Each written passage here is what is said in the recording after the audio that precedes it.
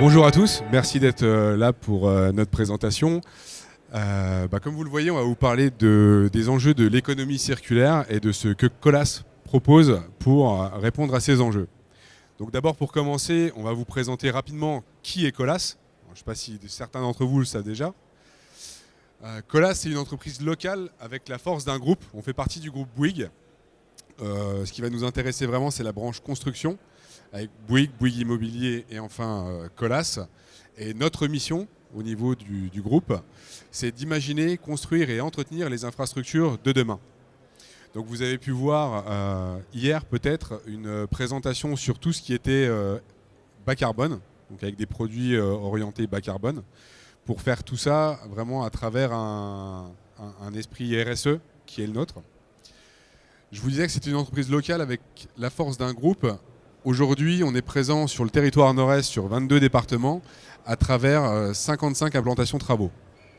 Voilà, donc partout où vous avez un chantier, alors je ne sais pas si vous êtes maîtrise d'ouvrage, maîtrise d'œuvre ou autre, mais partout où vous avez un chantier, il y a une agence Colas pas loin. Et l'ambition, être leader dans les solutions de mobilité innovantes et responsables, parce que oui, on fait des routes, mais on ne fait pas que ça. On fait aussi des produits comme Flowell, c'est de l'éclairage dynamique, car dans le groupe, on a une entité qui s'appelle Aximum, c'est du marquage horizontal, du marquage vertical. On a aussi une entreprise de déconstruction qui est Prémisse, une entreprise de génie civil, une entreprise plus spécialisée dans tout ce qui est tuyauterie, Colas-Rail, enfin voilà. On répond à beaucoup de marchés autour du BTP. Et enfin, CMNE, les carrières et matériaux nord-est. Donc on maîtrise vraiment la chaîne de valeur de A à Z sur nos produits, car on possède nos propres carrières et nos propres matériaux. Donc Bruno va vous présenter les carrières en local. Bonjour à tous. Donc on va passer tout de suite à une vidéo de présentation qui sera beaucoup plus parlant.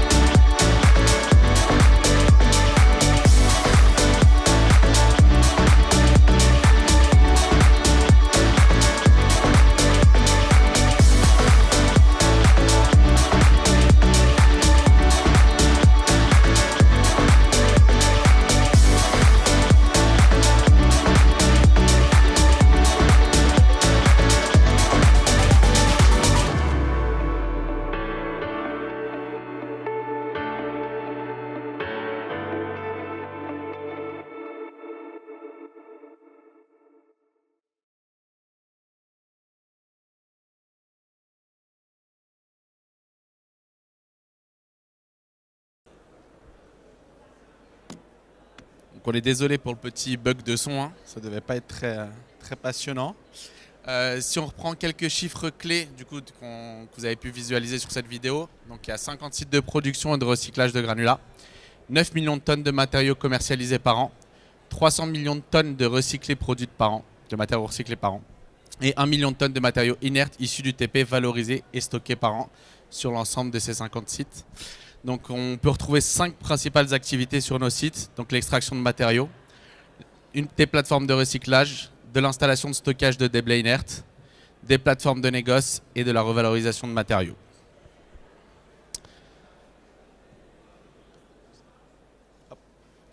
Donc là, je vais relaisser Maxime la parole. Je vous le disais tout à l'heure, on parlait de la RSE chez Colas. En fait, on est tous, au niveau du groupe, impliqués dans ce qu'on appelle ACT, c'est Act and Commit Together. L'objectif, c'est d'ici 2030, baisser de 30% notre empreinte carbone. Donc pour ça, on passe par différents leviers.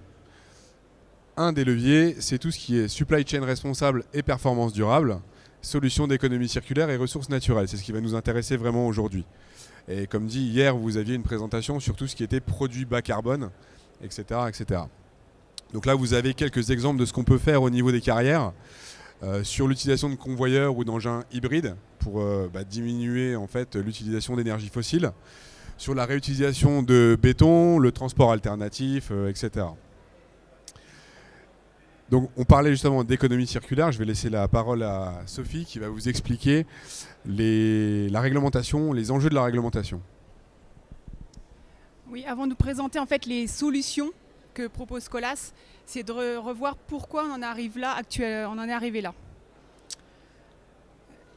Tout a commencé bien avant, mais il y a surtout la loi AGEC, anti-gaspillage pour une économie circulaire qui date du 10 février 2020. Qui permet de lutter contre le gaspillage et améliorer l'économie circulaire, qui permet aussi d'accélérer le changement de notre modèle de production et de consommation, et également de faire évoluer des modèles de production en invitant du coup les producteurs, donc nous-mêmes, à se poser la question en amont et d'anticiper la fin de vie des produits qu'ils mettent sur le marché. A découlé 2 sujets principaux pour notre domaine d'activité.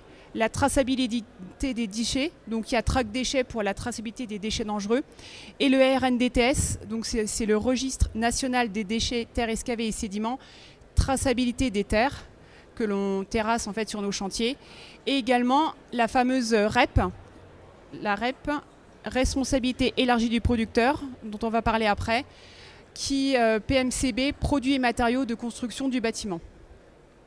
Alors, on va faire un focus sur la REP. Qu'est-ce que la REP PMCB? Le principe, c'est juste pour reprendre un petit peu, en tant que producteur ou metteur sur le marché, on va facturer de l'éco-contribution à un client ou un maître d'ouvrage ayant un chantier lié à un bâtiment.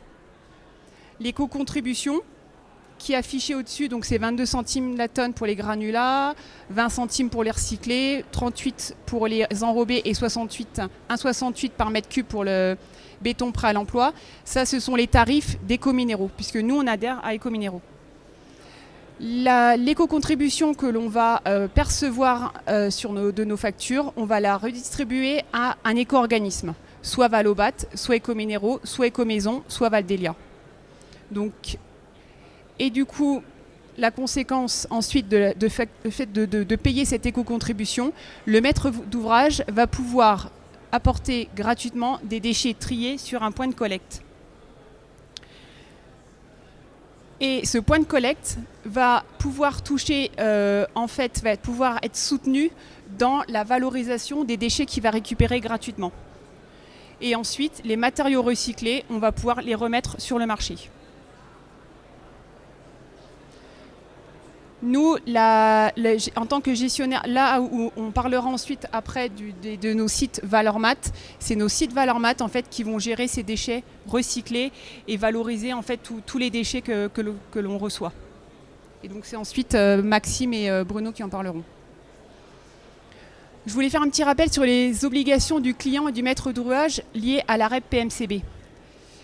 Déjà, il faut déclarer les chantiers liés au bâtiment. Ça, c'est un gros souci déjà parce qu'il y a souvent les maîtres d'ouvrage et les agences travaux qui ne déclarent pas leur chantier lié à un bâtiment, donc qui ne payent pas de l'éco-contribution.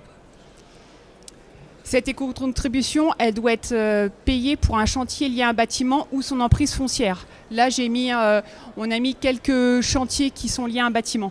Des fois, ce n'est pas une piscine, c'est bien un bâtiment. Une éolienne, c'est un bâtiment. Il y a du privé, du public. Tout ça, on paye de la REP. Ce n'est pas uniquement que des chantiers du public, du privé. La maintenance, de l'entretien, c'est également, ça fait partie également de, ça peut être pris en charge en compte dans la REP PMCB. L'autre obligation du maître d'ouvrage, c'est de signer une DAP, déclaration d'acceptation préalable pour la reprise gratuite des déchets. En règle générale, c'est souvent compliqué à signer parce que du coup, on se dit on va signer un document, ça nous engage à quoi? En tant que propriétaire du déchet, on doit, en tant que maître d'ouvrage, on se doit de signer un document pour connaître l'exutoire final et dire oui, c'est mes déchets et où vont mes déchets. C'est une obligation. Donc c'est dans ces DAP où on dit que c'est un chantier REP ou pas REP.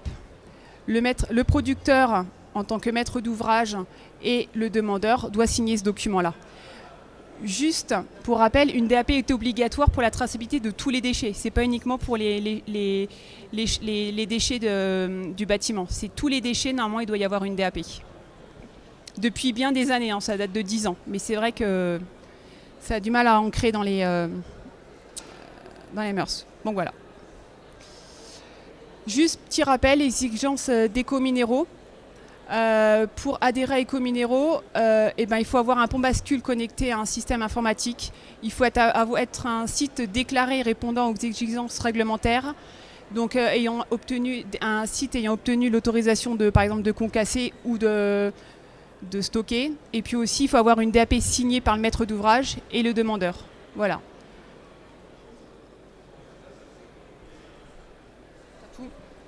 Maintenant, Valormat, la solution, Colas. Alors, fort de ce constat écologique pour sauver la planète et de ce constat de réglementation, le groupe Colas a décidé de créer une marque, Valormat. Valormat, c'est donner une seconde vie aux déchets du BTP et des espaces verts. Alors, d'où ça nous est venu, donc forcément la réglementation et cette philosophie écologique que l'on porte. Mais en fait, c'est quelque chose que l'on fait déjà depuis 30 ans. Au niveau du TP, au niveau du groupe, sur le recyclage. Aujourd'hui, on recycle depuis déjà bon nombre d'années des agrégats d'enrobés. Quand on vient raboter une route, on garde les enrobés qu'on vient de raboter pour les réintégrer sur de la nouvelle production. On récupère déjà des éléments de déconstruction, du béton pour les mettre en assise routière. Donc si vous voulez, c'est pas quelque chose de nouveau pour nous. C'est juste que aujourd'hui, on met en avant une marque, on se professionnalise, si vous voulez, et on ouvre des plateformes. La raison d'agir, c'est créer un cercle vertueux autour des matériaux. Donc par le biais de 2 marques, donc aujourd'hui on va vraiment développe Valormat. Ecotree, c'est une autre marque du groupe qui elle va servir de plateforme de transit pour les déchets de seconde catégorie. Donc là on va se concentrer sur les déchets de catégorie 1, donc Valormat, grâce à la création d'un réseau reconnu et de la marque. Donc là vous avez un exemple de site qui va être répété partout en France. Aujourd'hui on a 160 sites répartis partout en France. On en a un sur 9 maisons et un autre sur Jaillon, c'est ça, à proximité. Donc voilà, en fait vous allez avoir une zone de tri, un espace artisan, les zones de collecte, les zones d'accueil, les zones de DIS, etc. etc. L'idée, c'est vraiment que chaque site soit à l'identique pour que nos clients, qu'ils soient ou sur un site ou sur l'autre, reconnaissent en fait la marque. Vous avez un QR code, donc si vous avez un téléphone portable, aujourd'hui tout le monde en a un, vous pouvez avoir directement accès à notre site internet sur lequel vous allez retrouver tous nos points d'exutoire possibles au niveau des 2 marques, que ce soit Valormat ou Ecotree. Donc quand vous allez arriver sur le site, vous allez aller sur nos implantations et de là directement, soit ça vous localise, soit vous mettez que vous êtes sur Nancy, Metz, Strasbourg, peu importe, et ça va vous mettre directement les points de chute les plus proches de votre chantier.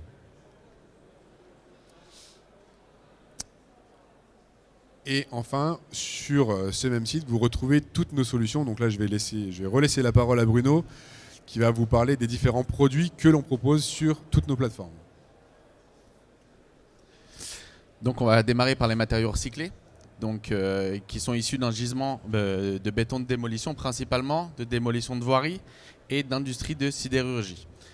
Ces matériaux ils sont réceptionnés avec un contrôle minutieux en plateforme. Pourquoi? Parce qu'on sait qu'aujourd'hui, on a du mal à éduquer les sociétés en amont de faire du pré-tri directement sur chantier et qu'on puisse ensuite avoir un gisement qui soit propre pour pouvoir le revaloriser facilement. De ce pré-tri-là et ensuite de ce concassage de ces matériaux-là, on en ressort des sables, des gravillons et des graves pour plusieurs types d'usages, ou du TP, du terrassement, ou dans des industries, dans le béton ou usines de préfa, ou sur des chantiers de réseau. En complément, on a aussi nos matériaux naturels, donc principalement sur le secteur de carrières calcaires et alluvionnaires, qui sont extraites de carrières à proximité de ces plateformes. Et on transite principalement des gravillons, des sables, des enrochements, des blocs, des gabillons et des graves. L'usage de ces matériaux est principalement pour les chantiers décoratifs, pour nos clients paysagers ou aménageurs, pour de l'industrie, du béton ou de l'usine de préfabrication, des réseaux et aussi du TP et du terrassement. Sur ces plateformes-là, on mixte aussi des matériaux donc, qui sont aussi issus d'un gisement en béton de démolition, béton de voirie, de calcaire et d'alluvionnaire de nos carrières. Donc on mixe ces matériaux pour améliorer la qualité de nos gisements calcaires et préserver certaines ressources naturelles. Et on produit aussi toujours des sables, des gravillons et des graves qui, pour usage, ont toujours le TP, terrassement, réseau et aussi les industries, béton et usines de préfa. Et on a aussi développé des matériaux végétalisables qui ils sont issus d'un gisement de terre excavée, compost et stérile calcaire de nos carrières, qu'on recompose directement sur ces sites-là, pour lesquels on arrive à produire un matériau de remblai végétalisable, notamment pour le TP terrassement et surtout pour des aménagements paysagers. Et en plus de ça, on a aussi nos produits conditionnés et vrac froid stockable. Donc le Cold Quick qui est un enrobé à froid réactif à l'eau conditionné en seau, le Neomulse et l'émulsion de bitume à froid, du sable à joint, du Colasmac de l'enrobé à froid stockable en big bag. Donc ils sont principalement pour des usages de rebouchage de nids de poules de tranchées en définitif, traitement de fissures et ornières et du rebouchage de nids de poules en tranchées. Ouais. L'objectif là, c'était vraiment de proposer une palette de produits à nos clients, un peu tout, quoi.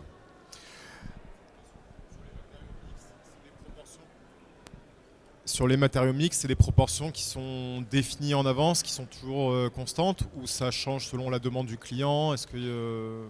Comment ça se passe là-dessus? Alors ça dépend de quel type de matériaux on va parler. Si par exemple je vais prendre l'exemple de matériaux mixtes pur naturels, donc sur du calcaire et de l'alluvionnaire, c'est pour répondre aujourd'hui à un manque de ressources alluvionnaires ici sur le secteur, auquel on va intégrer des matériaux calcaires qui sont en abondance ici sur le secteur, qui permettent de répondre à des exigences béton. Après, c'est sur des formulations béton avec le bétonnier qu'on définit les pourcentages de matériaux alluvionnaires et calcaires qu'on va recomposer.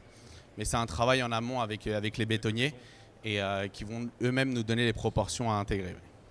Après, sur d'autres matériaux type des graves, là, c'est vraiment plus pour améliorer la qualité de calcaire qu'on a ici sur le secteur qui est relativement friable, où on n'arrive pas à répondre à des marchés routiers, où là, on intègre des matériaux béton propres dedans qui vont apporter la dureté, les LOS MDE dans les matériaux. Voilà. Merci.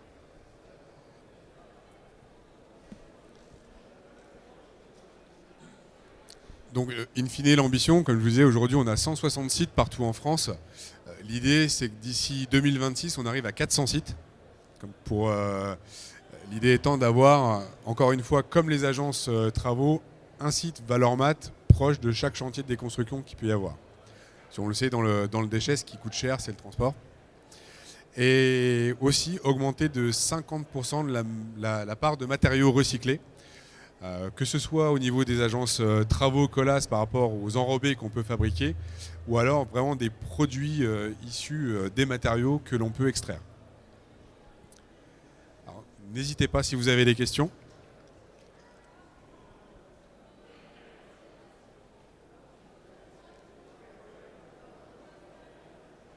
Alors moi j'en ai une pour vous. Vous êtes venu ici participer à la présentation. Alors pourquoi? Je vous fais réagir un petit peu pour que ce soit un petit peu... Vous pouvez lever la main, on vous donnera un micro. Ouais.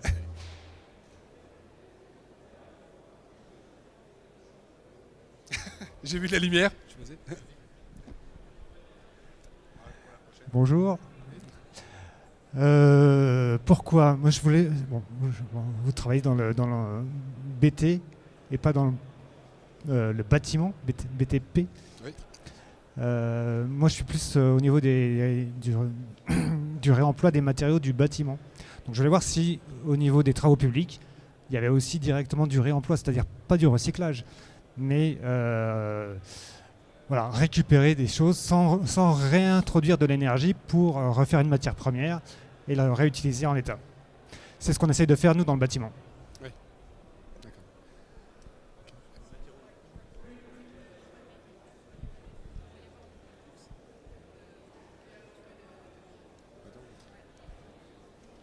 Si, il pourrait avoir du réemploi sur tout ce qui est les stocks de fin de chantier pour tout ce qui est bordure ou quoi que ce soit, faire des bourses d'échange ou quoi que ce soit, mais c'est quand même assez compliqué à monter, je pense.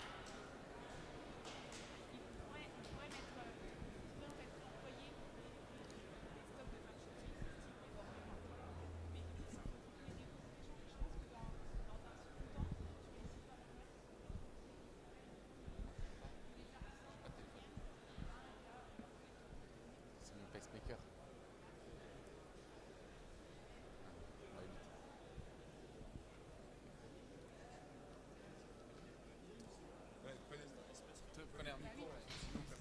Oui, pardon. Bonjour. Donc Grégory Antoine Valobat, un des éco-organismes en charge de la filière REP-MCB. Donc on est en train de déployer des points de reprise sans frais de PMCB sur les sites Valormat, un premier dans la Marne pour lequel on doit rééchanger.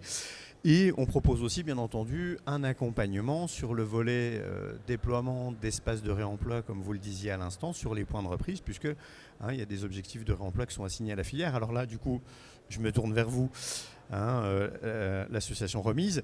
On va être sur des espaces de réemploi à vocation PMCB. Il n'empêche que, effectivement, si des matériaux du TP pouvaient y trouver leur place, c'est tant mieux. Et à la faveur d'une plateforme comme celle de réemployer.fr qui existe sur la région, ça peut aussi être l'occasion de donner de la visibilité à ces matériaux pour que celui qui en demande sache où les trouver pour pouvoir les déployer sur un nouveau chantier, avec toutes les contraintes qu'on a quand on touche des matériaux de structure.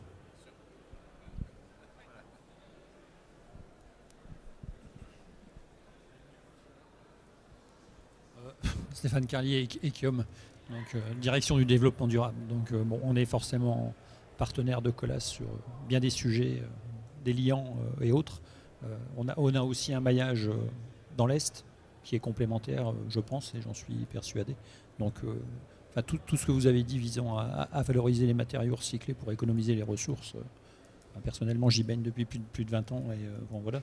Donc Piqué, pas besoin de me convaincre là-dessus. Mais en effet, je pense qu'il faut vraiment aller vers la valorisation et remonter vers les structures pour économiser les ressources, réduire les épaisseurs, enfin le discours classique. Mais enfin voilà, on est bien d'accord sur les sujets. Voilà. Merci. Est-ce qu'on a de maîtrise d'ouvrage ou de maîtrise d'œuvre? Alors, il n'y a pas 10 000 personnes non plus, donc ça va aller assez vite. Ouais.